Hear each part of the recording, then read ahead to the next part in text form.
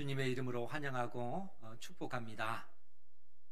영상으로 또 각 가정에서 예배 드리시는 우리 은행교회 모든 성도들에게도 하나님의 은혜가 함께하기를 축복합니다.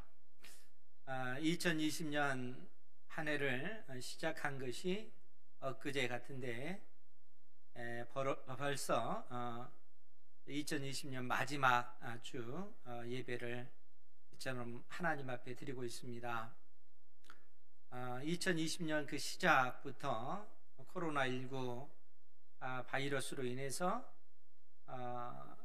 많은 어떤 그 나라들, 민족들 전 세계적으로 인하여 큰 염려와 근심을 하면서 속히 이 전염병이 소멸되기를 원했지만 1년이 지난 지금 이 상황 속에서 오히려 이 코로나가 확산되고 있는 그러한 상황입니다.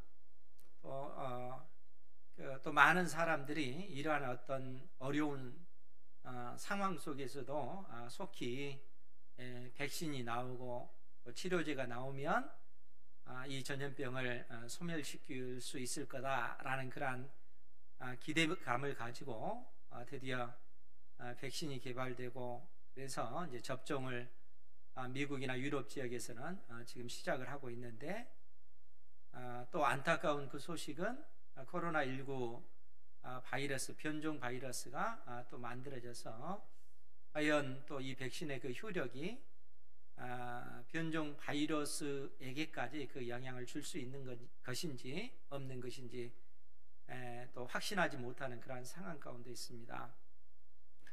그러니까 사람들의 어떤 생각 속에서는 백신만 만들어지면 우리의 일상의 그 삶이 회복될 수 있을 거다 이렇게 생각을 했지만 오히려 변종 이 바이러스로 인해서 또 앞날이 좀 어두워지는 그러한 상황이 직면한 것이죠. 이러한 어떤 그 현실 속에서 수만의 그러한 사람들이 죽어가고 있고 그러한 어떤 인생의 그 죽음의 그 문제를 보면서 도대체 우리의 인생이 무엇인가, 우리의 그 삶이 무엇인가, 어떻게 사는 것이 가치 있고 의미 있는 삶인가, 그러한 생각들을 해보게 됩니다. 이러한 생각은 또 수많은 사람들이 역사 가운데 해왔던 그러한 주제이기도 하지만 오늘 특별히 모세 역시 이 문제를 가지고 고민하는 가운데 하나님 앞에 기도하는 그러한 모습을 보고 있습니다. 시편 90편은 모세가 기록한 유일한 시편 중에 90편은 그렇게 기록이 되어 있습니다. 그러니까 시편 90편 1절에서 17절에 있는 그 내용이 모세가 그렇게 기록한 그 내용인데 특별히 중심축을 이루고 있는 그 구절이 11절, 12절 말씀입니다. 거기에 보면 모세가 뭐라고 고백을 하고 있냐면 11절 이하의 말씀 보면 누가 주의 노여움의 능력을 알며 누가 주의 진노의 두려움을 알릴까? 즉 주님께서 우리에게 내리시는 그 진노가 가져올 그 두려움을 어떤 인생이 알 수 있겠는가? 어떤 인생이 주의 그 분노를, 주의 그 진노하심을, 주의 심판하심을 알 수 있겠는가? 라고 언급하면서 우리에게 우리날 계수함을 가르치사 지혜로운 마음을 얻게 하소서. 이 구절 속에서 모세는 우리 인생의 그 지혜, 인생이 무엇인지 우리에게 지혜를 알게 해 주십시오 라고 하나님 앞에 간구하고 있는 것입니다. 모세 하면 우리가 모세가 120년의 인생을 살았다 하는 것을 우리가 성경을 통해서 이미 알고 있는 내용입니다. 실상 모세의 그 삶을 보면 그야말로 파란만장한 그러한 삶이었는데 모세가 전반기 이 40년은 이 바로 공주의 그 아들로서 애굽의 모든 학문을 배운 그러한 시기가 모세가 40세까지 애굽에서 살았던 그러한 어떤 삶의 모습입니다. 그리고 그 다음 40년은 그 이드로의 그 사위가 되어서 광야에서 40년 동안 양떼를 치는 목자로서의 삶을 모세가 살았습니다. 그리고 나서 나머지 40년, 이 40년은 하나님께서 모세를 부르시어 애굽 땅에서 종살이하던 이스라엘 백성들을 출애굽해서 약속의 땅 가나안 땅으로 들여보내는 이 인도자 역할을 모세가 감당을 했습니다. 그런데 하나님의 그 놀라운 그 은혜를 모세가 경험하면서 이스라엘 백성들을 인도에 갔던 그러한 40년도 실상 모세에게 있어서는 굉장히 고통스러운 그러한 삶이었습니다. 우리가 익히 알듯이 모세가 이스라엘 백성들을 출애굽시켜서 시내산에서 언약을 체결하고 나서 이제는 공적으로 이스라엘 백성들이 하나님의 백성이 되어진 것입니다. 그러니까 그 백성들을 데리고 모세는 가나안 땅으로 들어가기 위하여 여정을 떠나게 되었고 가데스 바네아라고 하는 곳에 이르게 됩니다. 이 가데스 바네아에서 이제 바로 가나안 땅으로 들어가기만 하면 되는 그러한 장소가 가데스 바네아인 것이죠. 그런데 여기서 이스라엘 백성들은 12명의 정탐꾼을 이 가나안 땅에 보내게 됩니다. 가나안 땅 전 지역을 40일 동안 정탐하게 한 것이죠. 그리고 이 정탐꾼들이 돌아와서 10명의 정탐꾼이 보고하기를 이 땅은 참으로 젖과 꿀이 흐르는 땅이지만 우리가 들어갈 수 없는 땅이다, 이렇게 보고를 합니다. 왜냐하면 그 땅에 사는 그 족속들은 기골이 장대한 족속들이고 또 그들은 이 병거를 가지고 있고 그들의 성은 견고하고 그들과 전쟁했을 때 100% 우리는 다 그들의 손에 죽임을 당할 수밖에 없다, 이렇게 보고를 합니다. 뿐만 아니라 우리의 그 아내들은, 우리의 그 자녀들은 그들의 노예가 되고 말 것이다 라는 이러한 보고를 10명의 정탐꾼들이 하게 되는 것이죠. 그러니까 이스라엘 백성들이 그 보고를 받고 나서 우리가 익히 알듯이 그야말로 대성통곡을 하게 됩니다. 이스라엘 전 백성이 그렇게 외치는 거예요. 그리고 왜 하나님은 우리를 애굽 땅에서 인도에 냈는가?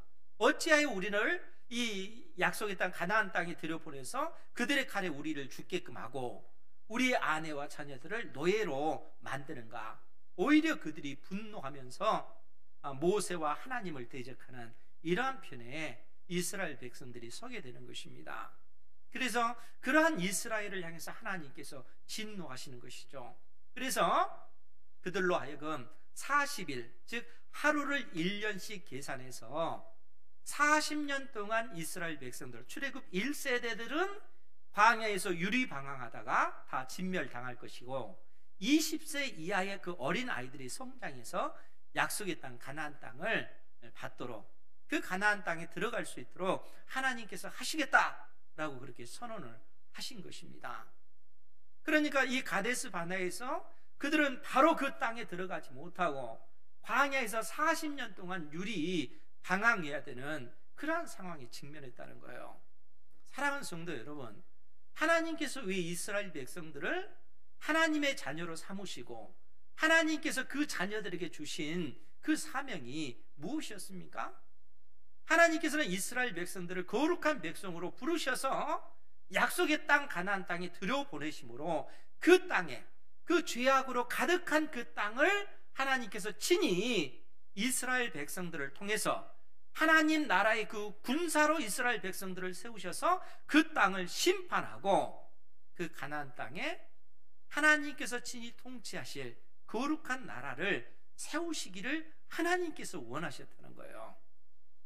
그런데 이스라엘 백성들은 하나님께서 그들에게 주신 이 사명 자체를 깨닫지 못하고 하나님의 약속의 말씀을 의지하지 못하고 하나님께서 그들과 동행한다는 사실을 믿지 못하고 오히려 현실의 그 벽을 보면서 그들이 주저앉아 좌절하고 낙심하고 오히려 하나님을 원망하는 그러한 상황 가운데 직면했다는 것이죠. 하나님께서 그들을 불러내신 그 뜻을 그들을 깨닫지 못하고 그들은 주저앉은 겁니다. 하나님을 믿지 못하는 것이죠.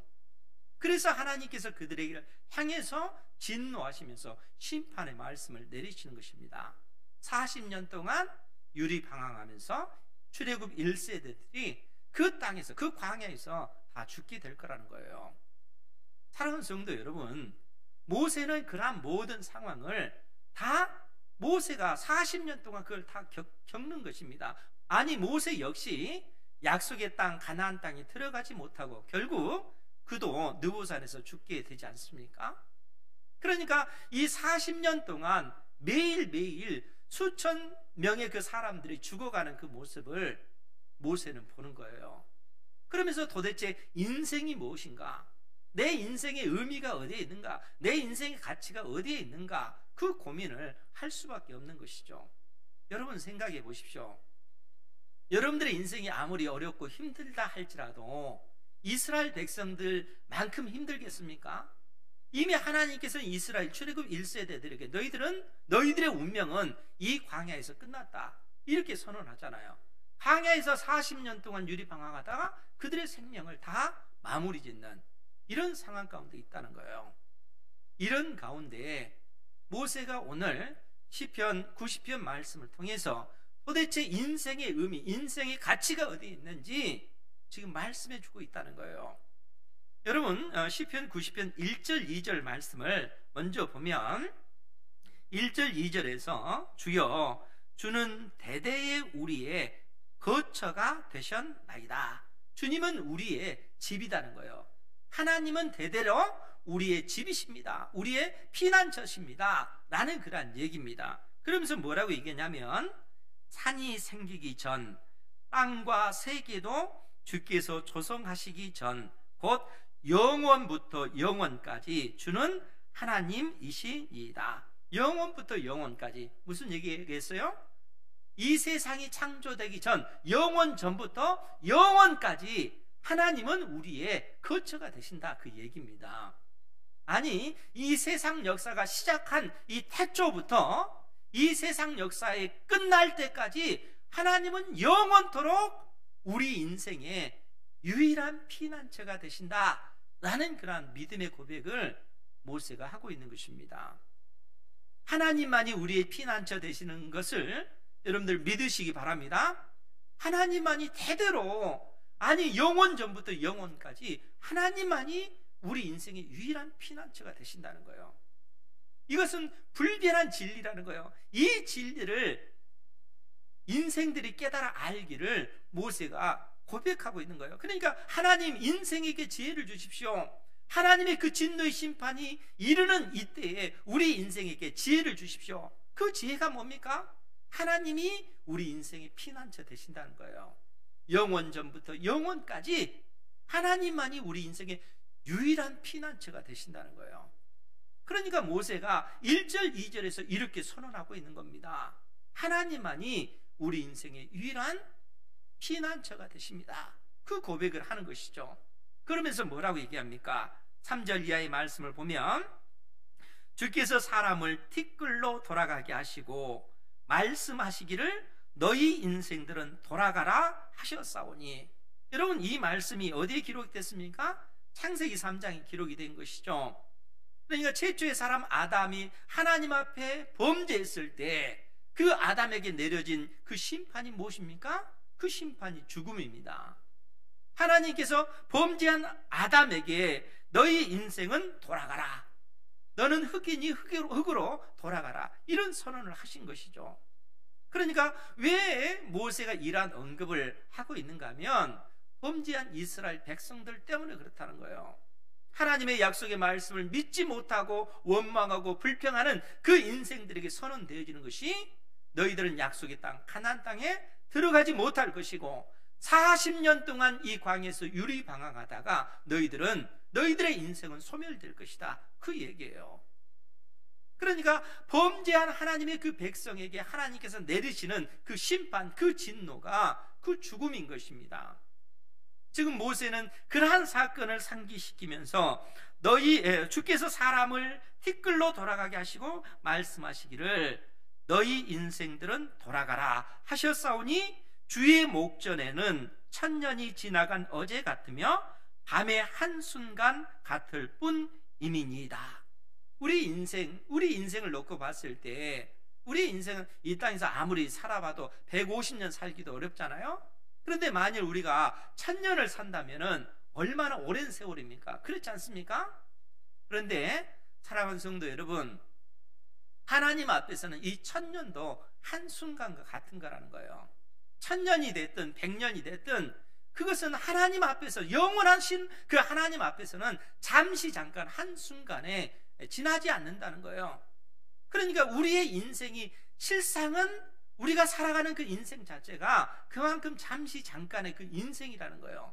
이렇게 놓고 보면 우리의 인생이 얼마나 허무하고 우리의 인생이 얼마나 공허한가 하는 거예요. 지금 모세는 그런 사실을 우리에게 상기시켜 주는 거예요. 그러면서 뭐라고 얘기합니까? 5절 말씀에 보면 주께서 그들을 홍수처럼 쓸어 가시나이다. 이 표현이 무슨 의미입니까? 홍수처럼 쓸어 간다는, 홍수라고 하는 갑자기 그야말로 이 물이 불어서 한순간 쓸고 갔을 때 그 일이 한순간에 벌어지잖아요.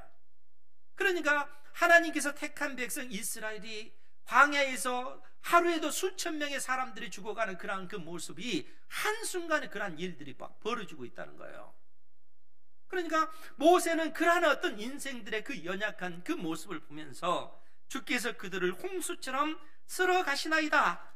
그들은 잠깐 자는 것 같으며 아침에 돋는 풀 같으이다. 그러한 어떤 인생들의 모습을 보면서 우리의 인생이 얼마나 보잘것없는 것인가, 우리의 인생이 그야말로 들판에 널려있는 풀과 같은 그처럼 연약한 그 모습이 아닌가. 지금 모세는 그렇게 고백을 하고 있는 겁니다. 그러면서 뭐라고 얘기합니까? 우리 6절 말씀 같이 한번 볼까요? 시작.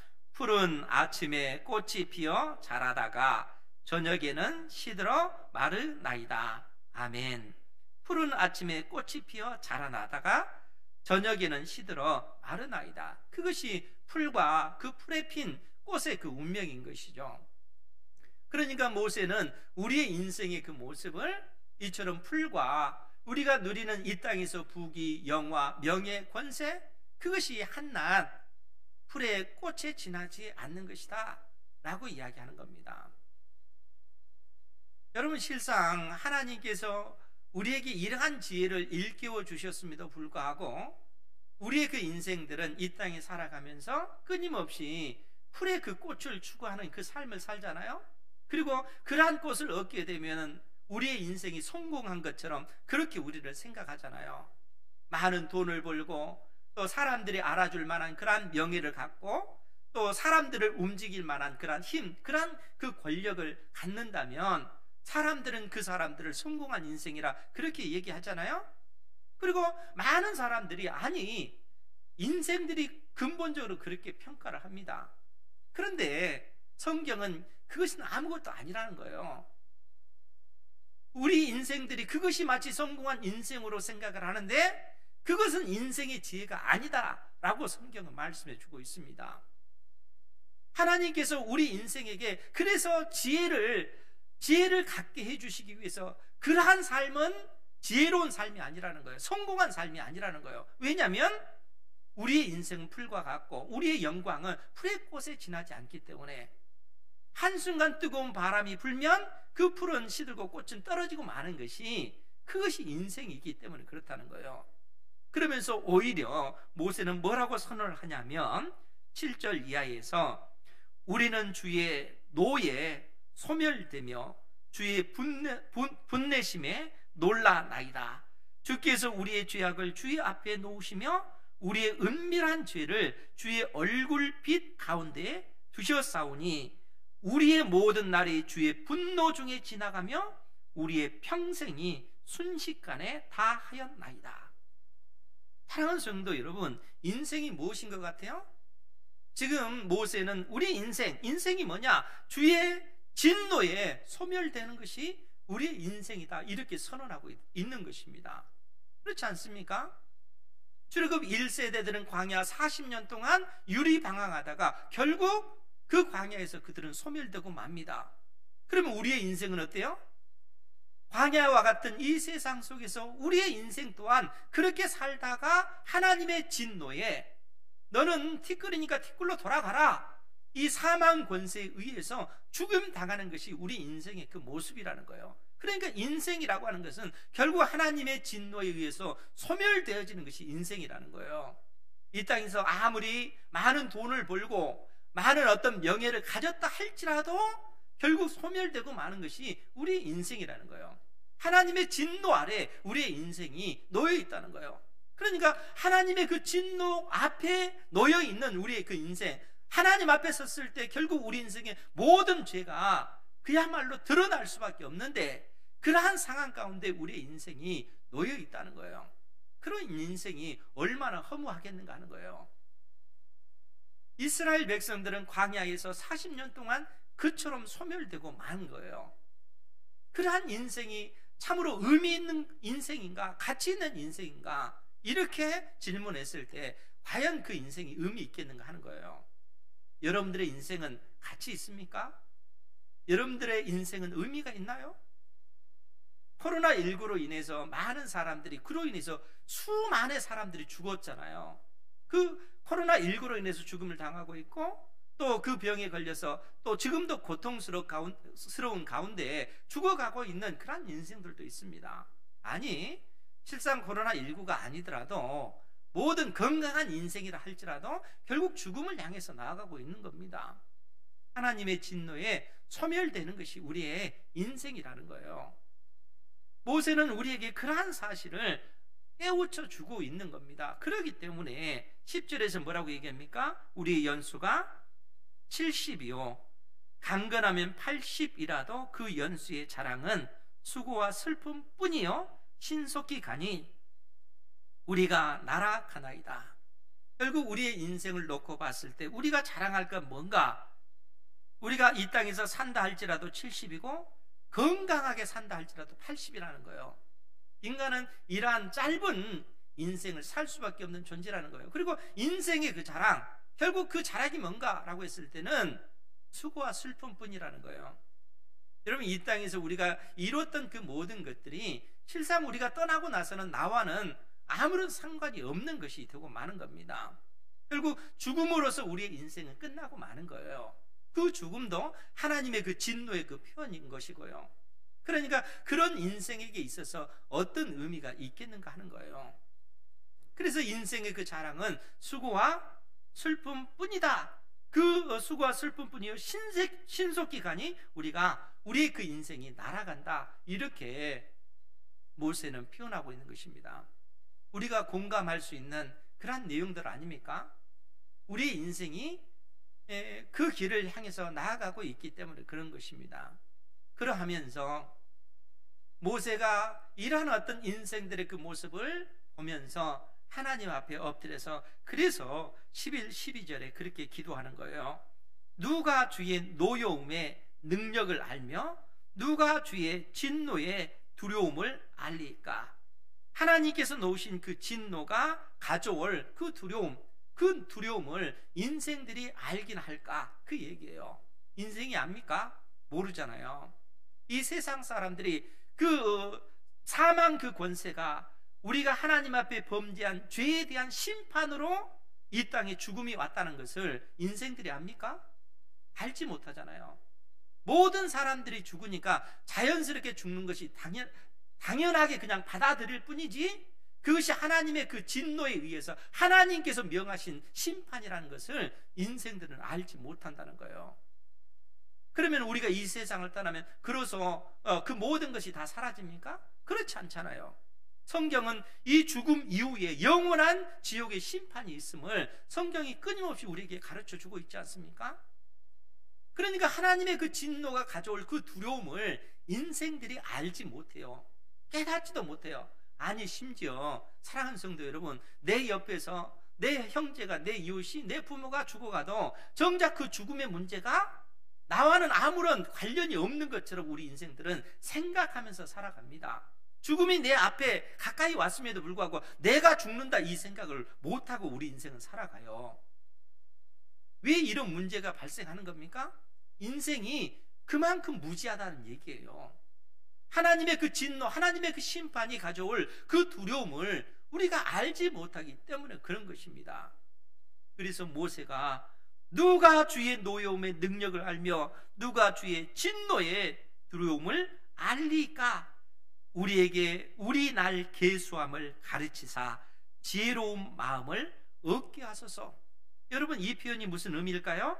우리에게 우리 날 계수함을, 내 인생을 내가 언제까지 살 건지 그 날을 1년, 2년 이 인생을 계수할 그 계수함을 가르쳐 달라는 거예요. 단순히 내가 얼마나 살까 그 의미만이 아니라 인생 자체가 무엇인지, 인생의 가치가 어디에 있는지, 왜 하나님께서 우리 인생을 이 땅에 내셨는지, 하나님께서는 왜 나를 하나님의 자녀로 불러내셨는지 그 의미를 깨닫게 해달라는 거예요. 그 인생의 그 지혜를 얻게 해달라는 겁니다. 그런 지혜를 갖게 해달라는 거예요. 이런 지혜가 있기를 주님의 이름으로 축원드립니다. 하나님께서 우리를 하나님의 자녀로 불러주셨고 이 땅에 하나님께서 우리의 인생을 내신 거잖아요. 이 세상 사람들은 인생의 문제를 고민하다가 인생은 결국 아무것도 없어, 허무해, 사람이 죽음으로써 다 끝나, 이 세상 사람들은 그렇게 생각하고 그래서 인생이 무가치한 것처럼 그렇게 여겨지는데 하나님께서는 우리 택한 자녀들에게 그렇게 말씀하지 않아요. 너희 인생은 무가치하고 그 무능력하고 무기력한 그러한 것이 아니라 하나님 안에서 너희들의 인생은 가치 있고 귀한 것이다. 너를 이 땅에 내기 위해서 하나님께서 태초에 하늘을 만드시고 땅을 만드시고 또 우리 인생이 살 수 있는 모든 환경도 하나님께서 조성하셨다. 너를 이 땅에 내기 위해서 그렇다. 하나님께서는 그렇게 말씀하고 계십니다. 우리 인생이 그만큼 그 존귀한 존재라는 얘기예요. 그러니까 하나님께서는 우리 인생들이 이러한 지혜를 얻기를 원하는 거예요. 모세가 그래서 하나님 앞에 인생으로 하여금 그런 지혜를 깨닫게 해주십시오. 인생이 어떤 존재인지 알게 해주십시오 라고 하나님 앞에 간구하는 것이죠. 그리고 그 지혜를 얻게 되는 겁니다. 그 지혜가 뭡니까? 하나님만이 우리 인생의 유일한 피난처 되신다는 거예요. 하나님께서는 유일한 우리 인생의 피난처 되신다는 겁니다. 영원 전부터 영원까지, 아니 역사가 시작된 그 시작 전부터 역사가 끝나는 그 전까지 하나님께서는 영원토록 우리 인생의 유일한 피난처가 되신다는 거예요. 그런데 우리 인생의 유일한 피난처이신 그 하나님께 우리가 범죄함으로 이 땅에 죄가 들어오고 이 죄로 말미암아 죽음, 사망이 들어온 겁니다. 이로 인해서 우리 인생이 고통당하고 있는 것이죠. 그 고통 가운데 하나님 지혜를 주십시오 라고 기도했을 때 하나님께서 어떻게 응답해 주시냐면 13절 말씀입니다. 우리 13절 말씀 같이 봅니다. 시작. 여호와여 돌아오소서 언제까지니까 주의 종들을 불쌍히 여기소서. 아멘. 모세가 깨달은 것 뭡니까? 여호와여 돌아오소서. 그 얘기는 하나님, 우리가 하나님께로 돌이켰습니다. 우리가 하나님 앞에 범죄했다는 그 사실을 깨닫고 하나님 앞에 엎드려 통곡하며 은혜를 구하나이다. 하나님 나를 불쌍히 여기시고 나에게 돌아와 주십시오. 하나님 돌아와 주십시오 라고 기도하는 거예요. 그것이 인생의 지혜라는 거예요. 우리 인생의 그 지혜는 범죄한 인생이 하나님 앞에 엎드려서 하나님의 은혜를 구하는 것, 그것이 인생의 지혜라는 겁니다. 우리의 힘과 우리의 능력으로 우리 인생은 살 수 있는 존재가 아니에요. 모든 인생은 하나님의 그 심판대 앞에 설 수밖에 없는 그 연약한 존재라는 거예요.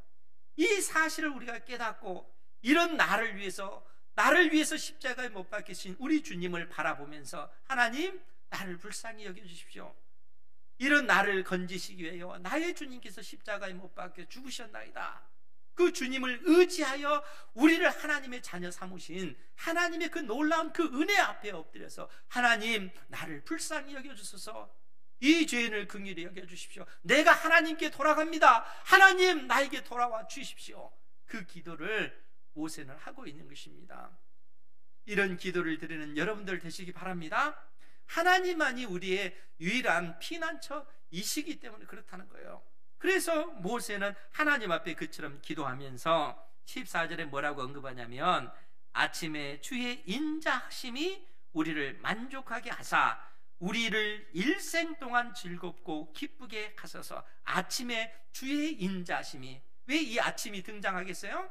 어두운 밤이, 그 깜깜한 어두운 밤이 지나고 이제 새 아침이 밝아온 겁니다. 그러니까 이 아침에 주의 인자하심이 우리를 만족하게 하사, 주의 인자하심이라고 하는 것은 하나님의 은혜를 얘기하는 거예요. 내가 하나님 앞에 범죄했다는 사실을 깨닫고, 하나님, 내가 잘못했습니다. 내가 이렇게 하나님 앞에 범죄했고 하나님 마음 아프게 했습니다. 이 죄의 길에서 제가 돌이키기를 원합니다. 하나님, 나에게 돌아와 주십시오. 우리가 엎드려 기도하면 하나님께서는 그러한 우리를 그냥 불쌍히 여기사 우리의 죄를 용서하시고, 우리 주님의 십자가의 피로 우리를 용서하시고, 우리의 모든 죄를 용서하시고 우리를 받아주신다는 거예요. 그것이 인자하심이라는 거예요. 그러니까 어둠이라고 하는 것이 우리가 범한 이 죄라고 하면은, 우리가 돌이켜서 하나님 앞에 엎드릴 때 하나님의 인자하심, 즉 이 어둠이 떠나고 새 아침이 밝아서 하나님의 언약적 그 자비가 그 자녀에게 임하게 되면, 그 자녀의 일생이 하나님 앞에 기쁘고 즐거운 그 삶, 하나님 앞에 의미 있고 가치 있는 그러한 인생이 되어진다는 그러한 믿음의 고백인 것입니다. 즉 우리가 하나님께로 돌이키면 하나님께서 그러한 우리 인생을 기뻐 받으시고 우리의 삶을 의미 있게 만드시고 우리의 인생을 가치 있게 만드시는 것입니다. 그러한 삶이 되시기를 주님의 이름으로 축원드립니다. 그러면서 이 모세는 더 기도를 합니다. 15절 이하의 말씀을 보면, 우리를 괴롭게 하신 날수대로와 우리가 화를 당한 연수대로 우리를 기쁘게 하소서. 그런데 여러분 생각을 해보세요. 지금 출애굽한 이스라엘 백성, 출애굽 1세대들이 광야에서 40년 동안 실상 이 광야에서 소멸되잖아요. 죽음 당하잖아요. 약속의 땅 가나안 땅에 들어가지 못하잖아요. 그러니까 그들의 인생은 이 광야에서 괴롭고 고통스러운 그러한 삶입니다. 그 고통스러운 이 광야의 삶에서 의미 있는 그 인생, 의미 있는 그 삶을 살 수가 있을까요? 여러분, 출애굽한 이스라엘 백성들이 궁극적으로 그들의 삶이 가치 있고 의미 있어지려면 어떻게 해야 되겠어요? 약속의 땅 가나안 땅에 들어가는 것이 그들의 인생을 의미 있게 만드는 것 아닐까요? 그런데 실상 하나님의 그 진노가 그들 가운데 임하였고 하나님의 심판은 그들에게 결정된 겁니다. 40년 동안 유리방황하다가 그 땅에서 그들은 진멸할 수밖에 없는, 소멸될 수밖에 없는 그러한 인생이에요. 그런 인생에게 오늘 15절에서 우리를 괴롭게 하신 날수대로와 우리가 화를 당한 연수대로 우리를 기쁘게 하소서라고 했을 때 그 기쁨이 그들에게 밀려올 수 있겠는가 하는 거예요. 그렇지 않습니까? 그런데 모세는 그 기도를 드리는 겁니다. 뿐만 아니라 뭐라고 더 기도를 하냐면 16절 이하에서도 주께서 행하신 일을 주의 종들에게 나타내시며 주의 영광을 그들의 자손에게 나타내소서. 주님께서 행하신 일들을 주의 종들에게 나타내시고 그들의 자녀들에게 나타내 주십시오 라고 기도하는 겁니다. 그러면서 17절 우리 같이 볼까요? 시작. 주 우리 하나님의 은총을 우리에게 내리게 하사 우리의 손이 행한 일을 우리에게 견고하게 하소서. 우리의 손이 행한 일을 견고하게 하소서. 아멘. 무슨 말씀일까요? 주께서 행하신 일을 주의 종들에게 나타내시고 그들의 자손에게 나타내 주십시오 라고 그렇게 기도하면서 주 우리 하나님의 은총을 우리에게 내리게 하사 우리의 손이 행한 일을 우리에게 견고하게 하소서. 이 구절을 다시 한번 또 반복하죠. 우리의 손이 행한 일을 견고하게 하소서. 무슨 의미일까요? 여러분, 출애굽한 이스라엘 백성들 1세대들은 실상 광야에서 40년 동안 유리방황하여 그들이 그 땅에서 그 광야에서 소멸되기 때문에 실상 그들의 인생의 그 기쁨, 그 즐거움을 누릴 수가 없는 것이죠. 그들의 인생의 가치를 찾는다면 실상 약속의 땅 가나안 땅에 들어가야 돼요. 그런데 그러하지 못하고 광야에서 다 그들은 소멸되고 맙니다. 참으로 비참한 그러한 어떤 인생의 모습인 것이죠. 실상 이러한 어떤 이스라엘 백성들의 그 모습을 보면 오늘을 살아가는 우리는 복된 삶인 줄 믿으시기 바랍니다. 코로나19로 인해서 아무리 어렵고 힘든 상황이라 할지라도 하나님께서 그 가운데서 우리를 붙잡고 계시잖아요. 그리고 은혜를 주시잖아요. 그리고 하나님께서 때를 따라 돕는 그러한 은혜를 입도록 하나님께서 믿음의 백성들에게 복을 주신다는 거예요. 광야 이스라엘 백성들과 비교했을 때는 비교할 수 없는 은혜를 오늘 우리가 누리고 있는 것입니다. 그런데 놀랍게도 모세는 이스라엘 백성들 40년 동안 유리방황하면서 소멸되는 그 백성들을 향해서도 너희들이 고통당하는 그러한 연수대로 하나님께서 그들의 인생을 기쁘게 해주기를 그렇게 기도하고 있습니다. 아니, 이스라엘 백성들은 40년 동안 그들이 그 광야에서 소멸되면서도 그들의 영혼은 기뻐하고 즐거워할 수가 있는 것이죠. 왜 그렇습니까? 그들의 진정한 그 안식처는, 그 거처는 가나안 땅이 아니라 그 가나안 땅을 주신 하나님이 유일한 그들의 안식처이기 때문에 그렇다는 거예요. 하나님이 그들의 유일한 피난처이기 때문에 그렇다는 겁니다. 비록 그들이 광야에 있다 할지라도, 그 광야에서 하나님의 그 진노로 소멸되고 있는 그러한 상황 가운데 있다 할지라도 하나님, 우리가 하나님 앞에 범죄하여 이 심판을 받고 있습니다. 그래도 하나님만이 내 인생의 유일한 피난처 되십니다. 믿음의 백성들이 소멸되는 그 현장 속에서도 하나님을 바라보는 거예요.